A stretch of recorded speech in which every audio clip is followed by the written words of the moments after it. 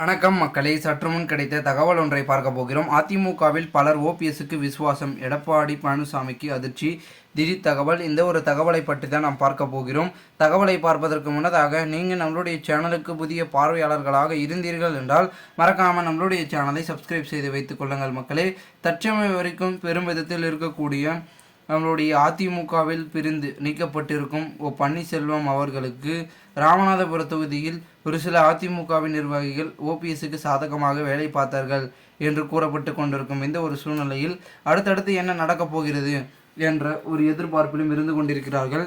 ஏனென்றால் அதிமுகவை பொறுத்த வரைக்கும் 20 தொகுதிகள் வெற்றி பெறும் அப்படி இப்படின்னு பார்த்திங்கன்னா நம்மளுடைய எடப்பாடி தரப்பினர்கள் சொல்லிட்டு இருந்தாலும் ஓபிஎஸ்ஸோடைய கணிப்பு என்னென்னா, ராமநாதபுரம் தொகுதியை விட பார்த்திங்கன்னா நம்ம பெரும்பான்மையுடன் அதாவது பெரும்பான்மையை நம்ம கைப்பிடிக்கணும். அதாவது அதிமுகவில் யாரும் பார்த்திங்கன்னா எடுக்காத வாக்கு சதவீதத்தை நம்ம எடுக்கணும் அப்படின்ற ஒரு நோக்கத்தில் இருக்கார். அப்போ தான் நம்ம யார் அப்படின்றது பார்த்திங்கன்னா தெரிய வரும் அப்படின்னு சொல்லிட்டு இருக்காங்க. இது மட்டும் இல்லாமல் மேலும் தற்சமயம் வரைக்கும் இருக்கக்கூடிய பெரும் விதத்தில் முக்கிய அங்கமாக இருக்கக்கூடிய நம்மளுடைய பார்த்திங்கன்னா பன்னீர்செல்வத்தின் ஆதரவாளர்கள் அனைவருமே ஒரு புதிய தினத்தை பார்த்திங்கன்னா ஏற்றுக்கொண்டிருக்கிறாங்க. அதாவது என்னென்னா, புதிய கொள்கைகள் அதிமுகவில் பார்த்திங்கன்னா வெற்றி பெற்ற உடனே தலைமை ஏற்கணும். அதன் பிறகு பார்த்திங்கன்னா அனைத்தையும் மாற்றணும், கொள்கைகளை மாற்றணும் அப்படின்றது தான் பார்த்திங்கன்னா ஒரு புதிய விதமாக யோசிச்சிருக்காங்க.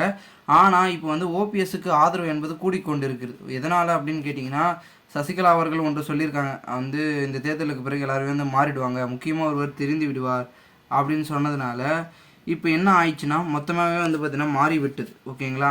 அதாவது என்னென்னா, அப்போ திருந்து விடுவார் என்றால் கட்சி பழைய நிலைமைக்கு போயிடும். எடப்பாடியே பார்த்திங்கன்னா அனைவரையும் கூப்பிடுவார் அப்படின்ற மாதிரி தான் பார்த்திங்கன்னா நம்மளுடைய விகே சசிகலா அவர்கள் தெரிவித்திருந்தார். இந்த ஒரு சூழ்நிலையில் அவர்களுக்கு பார்த்திங்கன்னா பெரும் விதத்தில் சுட்டி காட்டும் வகையில் பார்த்திங்கன்னா நம்மளுடைய பன்னீர்செல்வம் அவர்களுக்கு ஆதரவை அளித்திருந்தாலும் கூட சசிகலா அவர்கள் எடப்பாடி பழனிசாமியை பார்த்திங்கன்னா ஆதரவாக தான் இருக்காங்க. ஓகேங்களா? சசிகலாவை பொறுத்த வரைக்கும் இருவரும் சேர்ந்தாலே போதும் அப்படின்ற கணக்கில் இருக்காங்க. ஆனால் நம்மளுடைய எடப்பாடி பழனிசாமி இன்னும் கூட பார்த்திங்கன்னா அவர்கள் இணைஞ்சால் என்ன பண்ணுவீங்க, இணைப்பீங்களா அப்படி இப்படின்னு செய்தியாளர்களுக்கு கேட்டவுடனே இல்லை கட்சி ரீதியாக என்ன முடிவு இருப்பாங்களோ அதுதான், அதாவது நான் முடிவு எடுக்கிறதுங்க இல்லைங்க, கடைக்கோடி தொண்டர்கள் என்ன முடிவு எடுக்கிறாங்களோ அதுதான் என்னுடைய முடிவு அப்படின்னு பார்த்திங்கன்னா சிம்பிளாக சொல்லிவிட்டு அவர் போயிடுறாரு.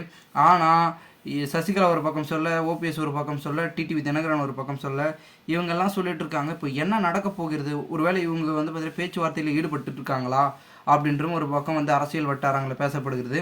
இதனால் இந்த ஒரு தேர்தலுக்கு பிறகு நிறைய மாற்றங்கள் என்பது மற்ற கட்சிகள் ஏற்படுதோ இல்லையோ அனைத்து இந்திய அண்ணா திராவிட முன்னேற்ற கழகத்தில் ஏற்படும் அப்படின்னு பார்த்தீங்கன்னா ஒரு பக்கம் சொல்லிட்டு இருக்காங்க.